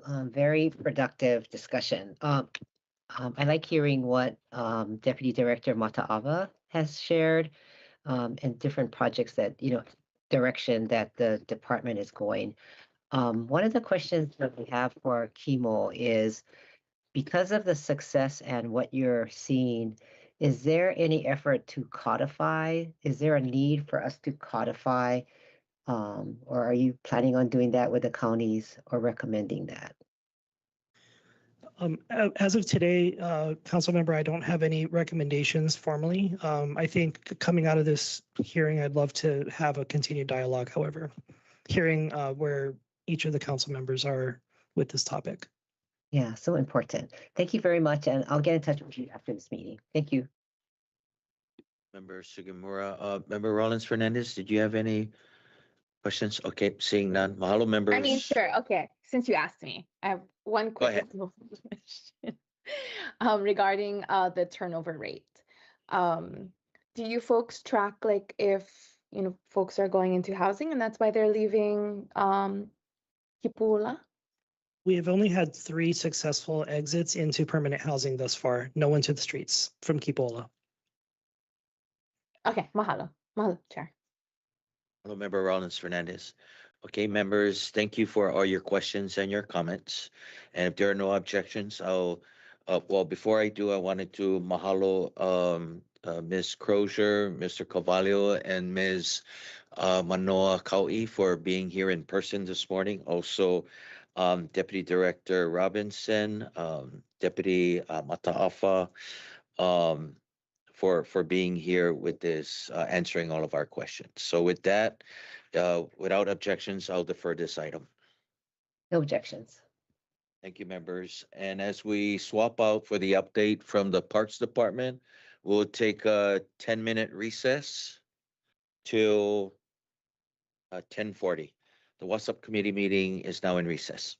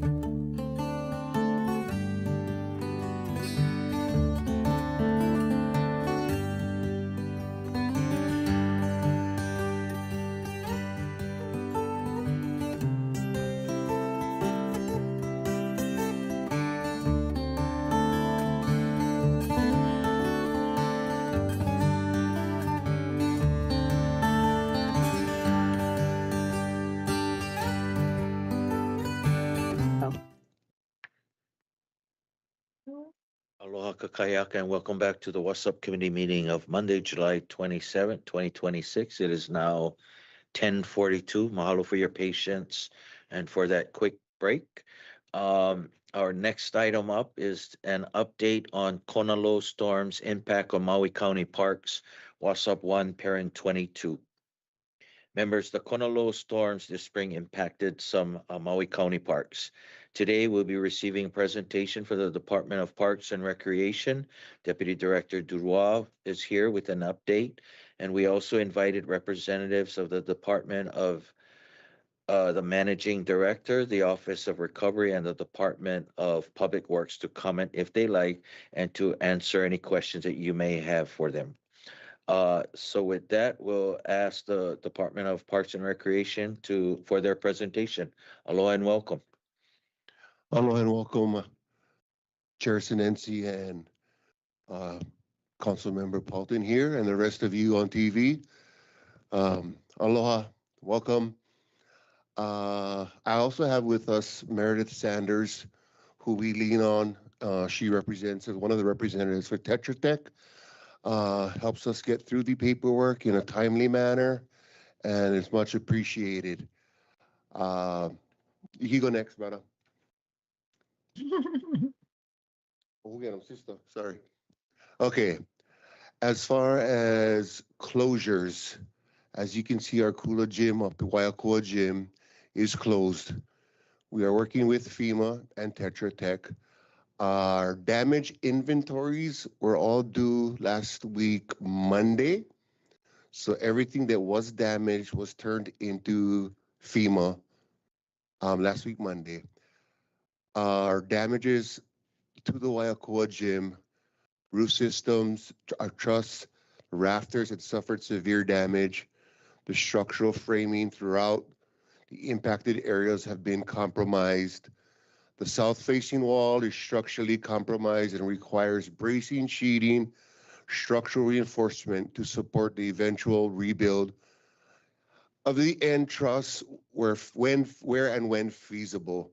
We do also have some lead-based paint present on our exterior surfaces. FEMA requested to temporary, or not through an idea at us to temporarily stabilize and protectively tarp to deter from further damage to the gym. Only one contractor submitted a bid, and that was on $1.9 million to try and tarp the open area at the gym. We are still working on that. I don't think that's a good idea, but we can move on to the next slide. That's just a picture of the damage to the gym. And as you can see, what would need to be tarped. We've got Fausto here, Genevieve is on its way as well. Not sure how much tarping would solve it. After the Kona 1 and 2, we also did have rain that impacted the floor and areas in that gym. Next slide, please. That's just another slide of our Kula Gym. Next. So our South Maui District parks that remain closed, the ADA access at Kamaole 1 remains closed.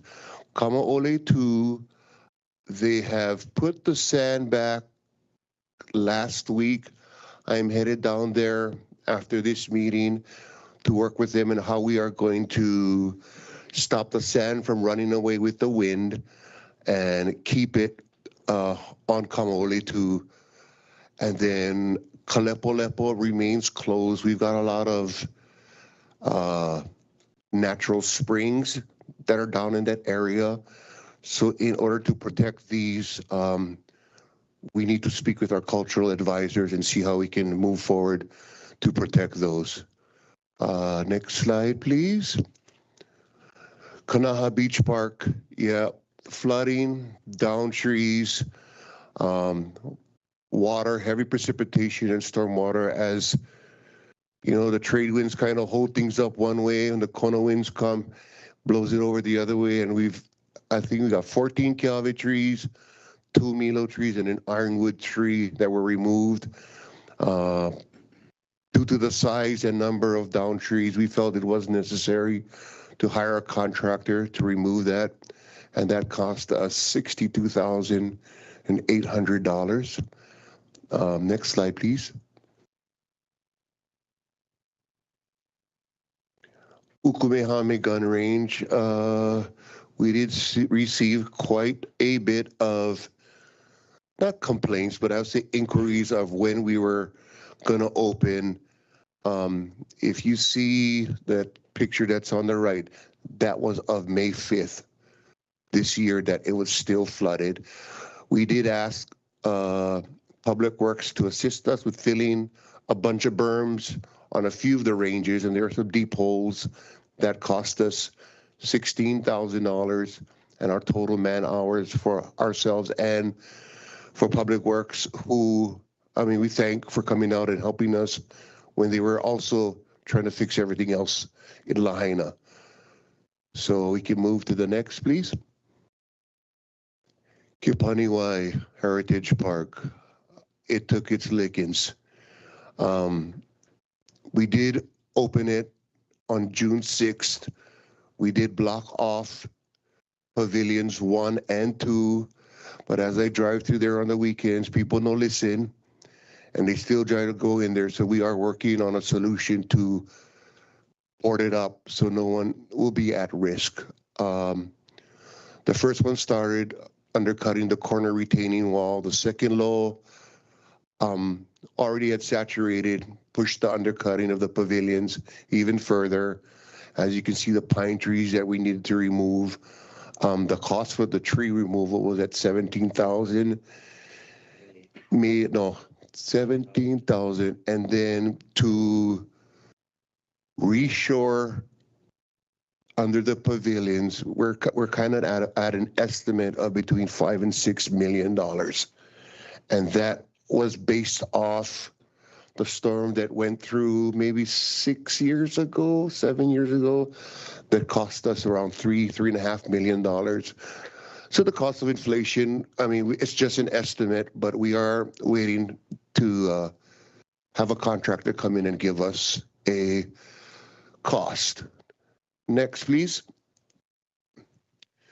Waihu Golf Course, Chair Lee's favorite golf course in the world. We have a lot of ponds out there. We did have a lot of ponds out there. Flooding, fallen trees, damage to fencing on the number 2 hole, and damage to fencing at the driving range. We had closed for a total of 7 days. The removal of the down trees and debris were done by our in-house golf maintenance crew. They weren't as big as the ones down in Kanaha, waiting for the water to subside and for our course to be playable again. Next slide, please. Oh, this is the number 3 hole, actually, the fence protection. And next slide. This is the driving range, and we did have a quote, estimated cost to repair of $657,000. Next slide, please. Expenses and FEMA reimbursement status, and Meredith, jump in anytime. Our team is proactively coordinating with Tetra Tech and FEMA to gather, prepare, and submit all required documentation to ensure that we receive full eligibility from FEMA reimbursement for these damages. Please be advised, currently we have not received anything, no state, no federal reimbursement. Everything has been done through our districts. All repair, mitigation, recovery expenses incurred so far have been done through us. And we are, like I said, last week we turned in our damage inventory. Now there's a 30-day clock now to do our site inspections. And in that is also to get the paperwork for the projects to FEMA. Do you want to add anything in? Absolutely. So we have 30 days to complete all of our site inspections. That's countywide, not just for parks. We're well on track to do that. That shouldn't be an issue. That does not include the technical aspects of the Kula Gym, that report that's coming out. That does not fall within that 30 days. However, it is imperative we do it as quickly as possible, and that is in the works. And then the other thing that really impacts the financial recovery right now is that when FEMA declared this event, they did not include parks as part of the categories of work. We've been able to move a few of the facilities into acceptable categories. For example, the gym is not a park facility, but rather a building. And so by just positioning that differently, we're able to receive recovery for facilities that could fall into a different grouping. The appeal for all parks is still currently under review. The state has submitted that to FEMA. FEMA has asked additional questions, which is a good sign. It's not just a flat no. So we are hopeful that that appeal will be granted. However, we do not have a timeline on when that would occur if it is granted.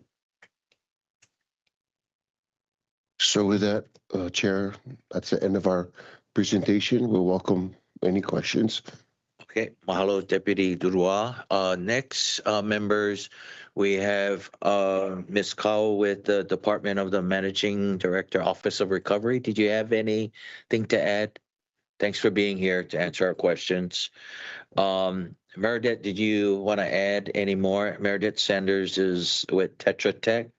No additional comments. Thank you. Okay, thank you. We did see them in Louisiana last week. And then I believe Deputy Director Barney is online for any opening comments for the Department of Public Works. Nothing additional to add for Department of Public Works.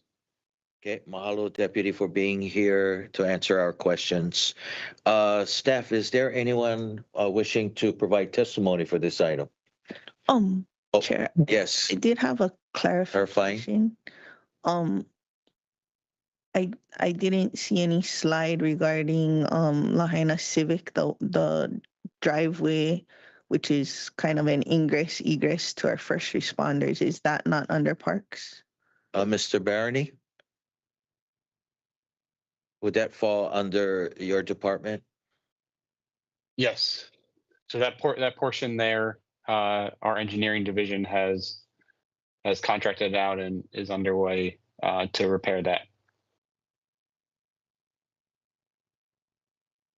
Thank you. I'll ask questions when the appropriate time. Okay, mahalo, Member Paulton. Staff? Chair, the first individual signed up to testify is calling in with the last four digits of 4965.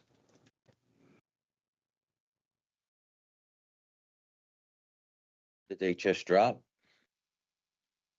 Aloha, Mr. Senenzi, can you hear me? Yes, we can hear you. Okay, thanks for that. I understand the agenda is about the Kona Low in the parks facilities and the buildings. I'm actually over here in High School Park now, and I come out here on the bus so I can recycle. So that's my first thing. As you all know, one of my priorities is I would like to see more recycling in the parks. That's the first thing I could say. And then, good. The second thing about the parks is, so I don't know, I haven't been in the loop lately because y'all know the clerk's office has illegally had these restraints in the meetings, and now I got to go through the Justice Department and the Police Department to try to be allowed without being arrested to be there in the meeting. So forget what the state code is under open meetings laws, but I'm being violated all over the place. I know that's not your kind of your problem. It's actually more Mr. Rossi's problem than anybody else. I've been trying to call him, but he don't answer the phone. And so that's having said that, so my third Kia is I heard Mr. McCall. Thank you, Mr. McCall, for continuing your service. Call me Mr. McCall. Pat? Deputy Duro. Oh, I thought I heard Pat McCall on the line. So yeah, so the guys that are working for the county Parks Department, I appreciate what you guys are doing. And I was at some of the meetings before, and I realized they're very short-handed and they need help. So I'm doing what I can to try to keep the parks so clean. And I heard him talking about the Cooler Gym, and there's a couple of things that in my speculation is that when they cut down all the trees there behind the Cooler Gym, it kind of cut the windbreak, and then the storm came in and blew the roof off. So it's probably that guy. I think it was the guy that lives beside there in the fire department and the insurance department that the glassmaker guy complained that some of the trees were a fire hazard, and that so. But that's Chair, only I object. speculation. There's Please no way don't we'll ever find that. Personal. Chair, I object to I'm the just talking about testimony. what I heard on the phone, Mr. Chair. That's what they I'll were talking ask- about the Cooler Gym. Let me ask if there's So, any questions for the Hold on, testifier. No. what the point I tried to make was, excuse me, please don't interrupt me, whoever that is. My other point I was trying to make, along with this recycling, there's no recycling in Kula, and Time. yeah, I feel like it's pretty much the negligence of the upcountry representatives of why the Kula Gym got destroyed like that, and it's red all over the place, and it's just a shame. So don't vote. Hello. Thank you for your testimony this morning. Staff, can you call the next testifier? Chair, the next individual to testify is by the name of Quinn C. Aloha, good morning.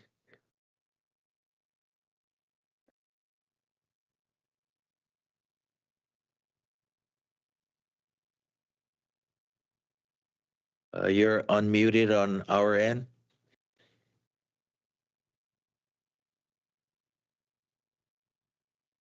When would you be able to unmute on your side?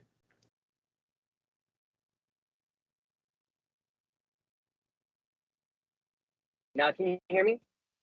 Yes, we can hear you now. Go ahead. So sorry about that. Just a concerned Kula resident. I heard the update regarding the Kula Gym and the FEMA-related aspects of it, and I'm not even sure this is answerable. But just wanted to confirm that the plan is to rebuild that gym and what we think the time frame for that would be. Yes. Mahalo, Mr. Quincy. We'll extend your questions to the department. Thank you. Staff? Thanks. Chair, there is currently no one else left to testify. Please let staff know, or on Microsoft Teams, please raise your hand. This is the final call. 3, 2, 1. Chair, it appears that nobody else wishes to testify. Members, any objections to closing public testimony for this item at this time? Thank you. Okay, okay, members, we'll open the floor for questions and comments. And we'll start the first round with 3 minutes, and we can begin with Committee Vice Chair Johnson, followed by Chair Lee. Thank you, Chair, and thank you, Deputy Director Duduan, for joining us today, and everybody else who came to give us the update. As we're waiting for another storm to come through, obviously that's on my mind. It's on a lot of people's minds. And what happens to, say, for example, that gym in Kula, if it does get a double tap and gets hit again? You know, these are the concerns that I have. Maybe you guys can talk a little about that first. I can take that. So one of the things that's critical is for us to go out and do those site inspections and to gather the status of the facility as quickly after an event. Because of that, we can identify what additional damages do occur. So if there is another declared event with FEMA, we are still able to receive funds for the additional damages as well. Okay. I know that's a funding concern, and of course, we're all concerned about how we're going to pay to fix these things, but also for the community. Are we going to block off this area in case this storm does hit? And I don't want, people walking along the sidewalk along this dilapidated, or not dilapidated, but just damaged building, and then it falls on them. We don't want that. So are you guys preparing for any type of I don't know what it's called, hardening, but just being prepared for if it does hit again? Thank you for that question, Councilmember Johnson. Right now, we declare the gym as being unsafe for anyone to do any work on it, even to go up there and remove things. I know hope is not a good strategy, but we need to deal with it as it happens. As far as the funding, we are hoping to get the funding through FEMA. I'm not sure if it would hurt us if we tried to do anything to the gym, if FEMA would decline our claim to do it. Yeah. I am not positive about that. I understand that part of it, but just simply some cones and some signage, some tape that says "Don't come near this building," I think is a concern that I have. All right, moving on. You know, we were just at NACO, and I know Councilmember Sinensi mentioned it. And one thing I was really fascinated with was there are folks out there that buy and sell used county municipal vehicles. And boy, does that cut not only the cost, but it cuts the time. And when, I mean, what's it take to get a fire truck? 2 years? You know, those kinds of things are what I'm concerned about. That maybe if you guys are needing any type of bucket trucks or anything for cleanup or anything that the parks is like waiting to get these specialized vehicles and they take so long, that just to let you know that I found out that there's a, like an auctioneer that they all specialize in municipal vehicles. I thought that'd be a fascinating route for you guys to take if you are waiting on these trucks that take so long to get to us, just to let you know that I found that out. Maybe you guys know about it or not, but we can follow that up in emails. It's important. I hate the fact that it takes so long to get in some of these vehicles when we got a big hurricane barreling down. I heard the time, but I just wanted to make that little information for you guys. Thank you so much. Thank you, Chair. Follow Committee Vice Chair Johnson. Next, we have Chair Lee, followed by Member Paulton. Good afternoon, everybody. Thank you, Deputy Dudawa, for bringing up Waihu Golf Course. Do you know when the pond project is going to be done, or you're expecting it to be affected by the oncoming storm? Thanks for the question, Chair Lee.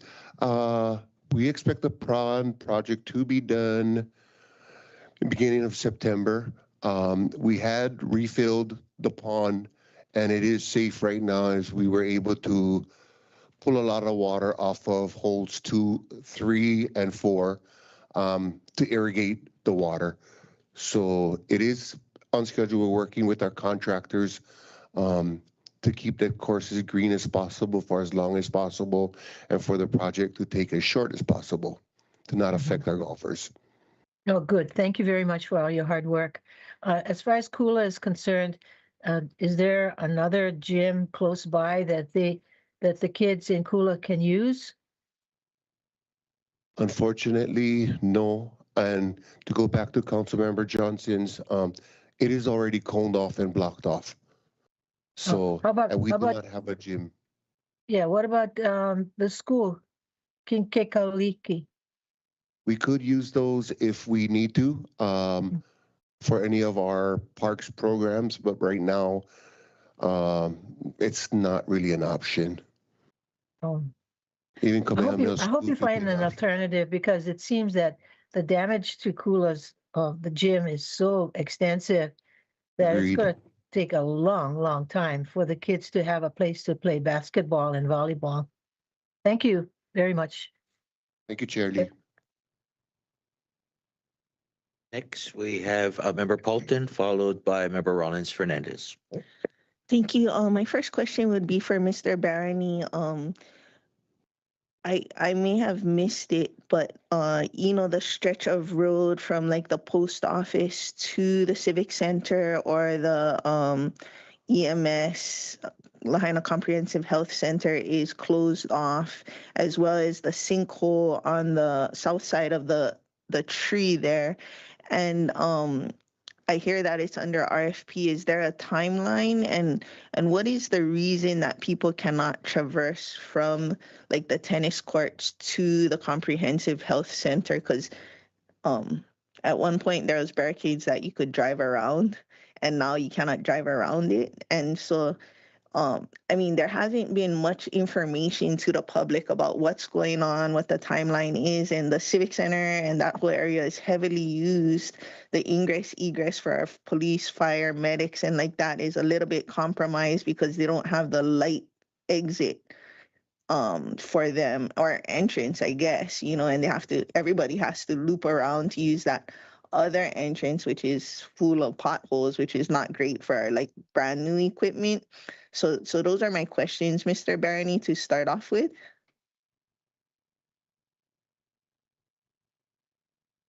Yes, thank you, Councilmember Paulton. We actually you're talking about, it's a Koa place, which is adjacent to the Comprehensive Health Center. We actually have a pre-final inspection for the construction project happening on Wednesday. So the project's under construction is the reason why the roadway there has been closed. I don't have a final completion date, but pre-final inspection is typically about 2 to 3 weeks ahead of the project being fully closed out. So. Oh, that's good. And then I guess maybe for Miss Meredith, when we were in Louisiana, they said that they expect Mr. Cam Hamilton would be taking over for Mr. Fenton for FEMA overall, and that FEMA is trying as hard as they can to get all of their non-emergency funds out because they expire in September. Do you anticipate any changes with like a permanent guy re-stepping up to be the in charge person for FEMA, or not too much change because Mr. Fenton knows what he's doing? I think it's been a benefit to have Mr. Fenton leading FEMA the last period of time because he does have the most experience, especially with Region 9. FEMA's cadence with this event has been extremely fast. And given that, I do not think we'll see any changes. I also think that the county is proceeding as quickly as possible to receive any funding before any potential lapse in funding. Thank you. Hello, Member Paulton. We'll skip to Member Sugimura, followed by Member Hutchins. Thank you. I will ask the testifier's question about Kula Gym. Does the Parks Department have any time schedule or any thoughts on the demise of the gym? Thank you, Vice Chair Sugimura. Right now, we do not have a timeline. We have had companies come up and look. FEMA's been up there. And like I mentioned earlier, they had this idea to tarp just the opening part of that, and it came in at $1.9 million. So it's in their hands whether or not they want to spend the money to do that, knowing we're going to have to remove it later to redo the gym. Okay, so no time schedule set until you can get this next phase done. Yes.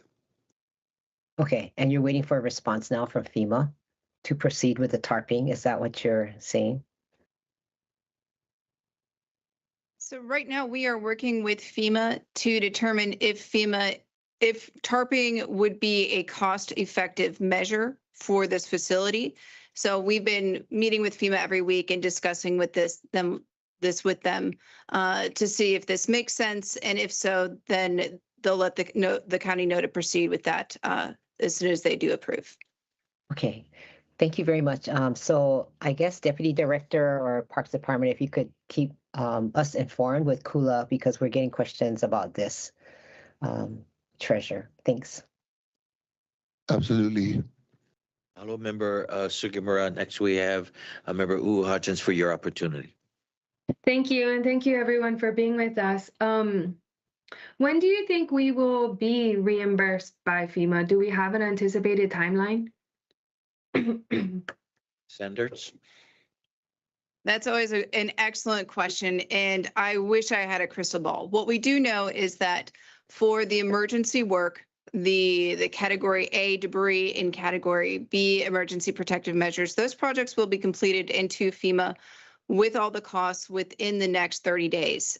We expect FEMA will move quickly on those, and given our current cadence with HIEMA, which is much faster than we've seen with the fire, I do think that within 6 months, we'll see some of those emergency protective measures be reimbursed as long as the county has already incurred the cost.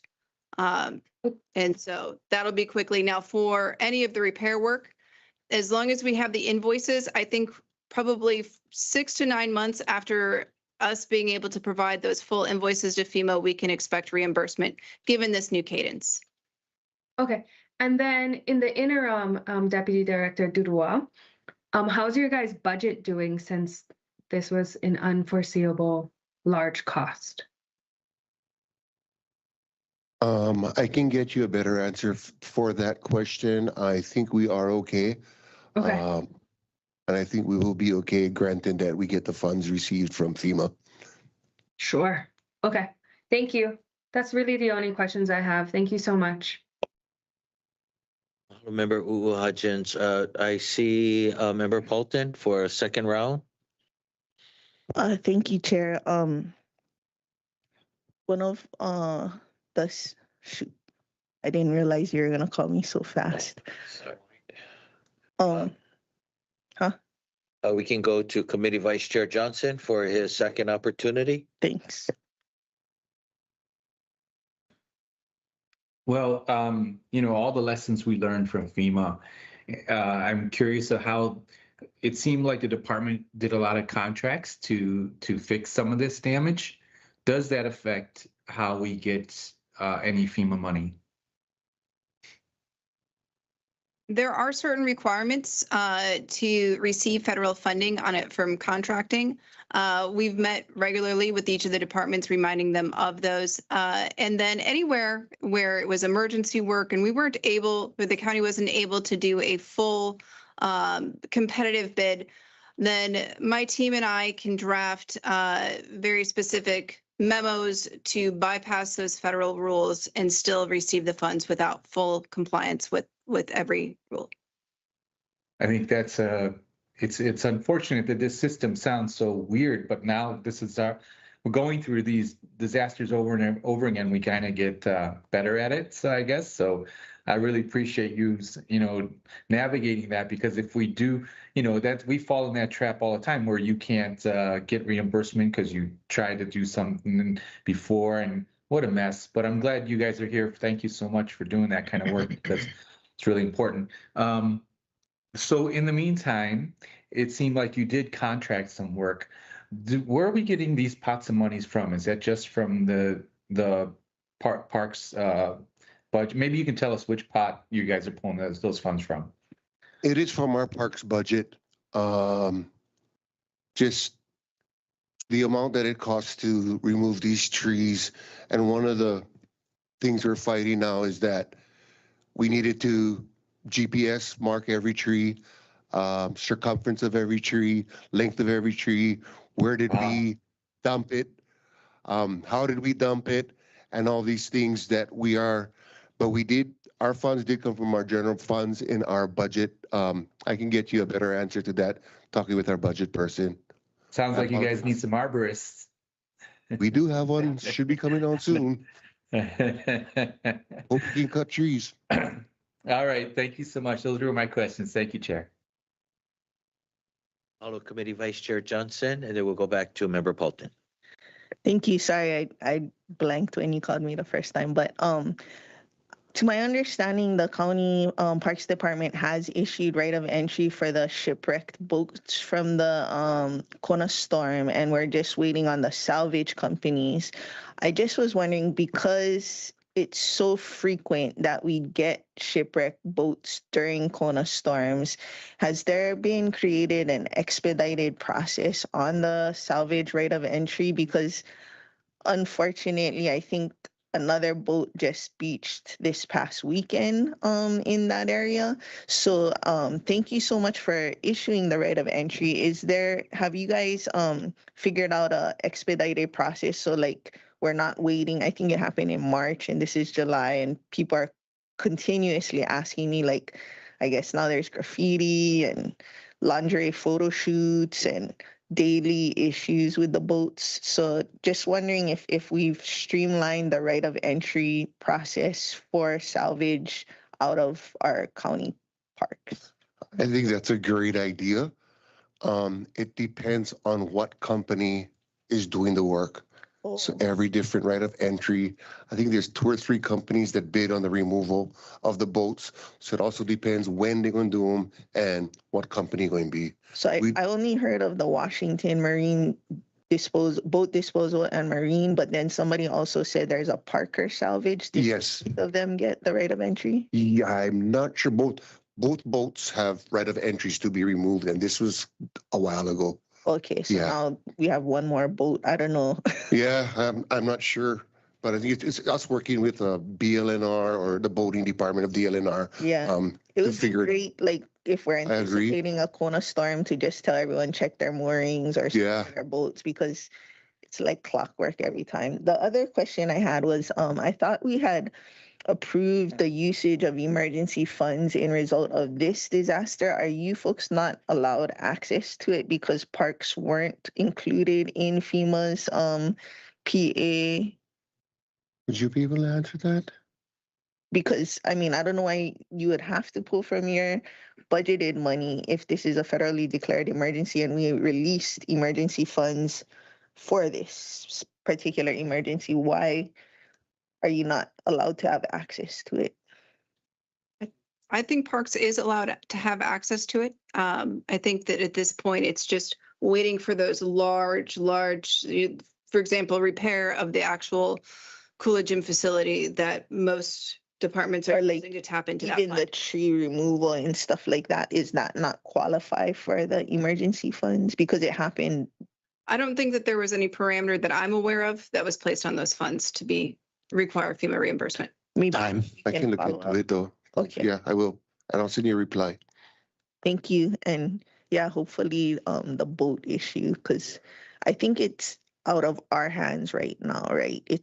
We did all of our part and we're waiting on other parts.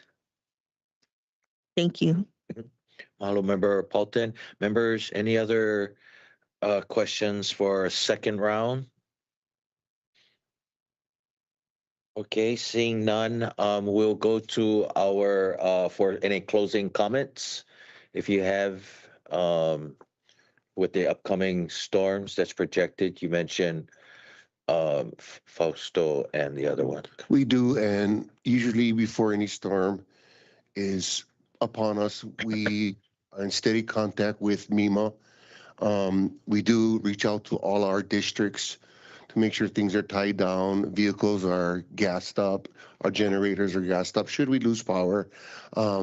Same thing happening with these 2 storms that are coming, hopefully not, but we do have a process of what to do, when to do it, and get ready. And we do have employees that will be on standby, and we are ready to shut down parks should it be for the safety of our community. Okay, mahalo, Deputy Durua, for that. Ms. Sanders, any closing remarks? No additional remarks. Thank you for including me today. Thanks for being here. Ms. Cow, nothing? Okay, thank you. And then Deputy Barney, any additional comments, closing remarks? No additional comments or closing remarks. Thank you. Okay, great. Thank you for being here this morning. Members, any other questions or comments for our guests or to the public in general? Seeing none. Okay, with that, members, any objections to deferring this item? And staff, did we defer the first item? We did. Yes, Okay. Chair. Do we have anything else before we adjourn this meeting? No, Chair, there's no further business before the committee. Okay, mahalo everybody, and we wanted to thank Deputy Durua, Ms. Sanders, Ms. Cow, and Mr. Barney for being here this morning to answer our questions. With that, members, this concludes the WASSP committee meeting of Monday, July 27th, 2026, and this meeting is adjourned. Be safe out there, everybody. Bye, you Good job, guys. Chair. Good job.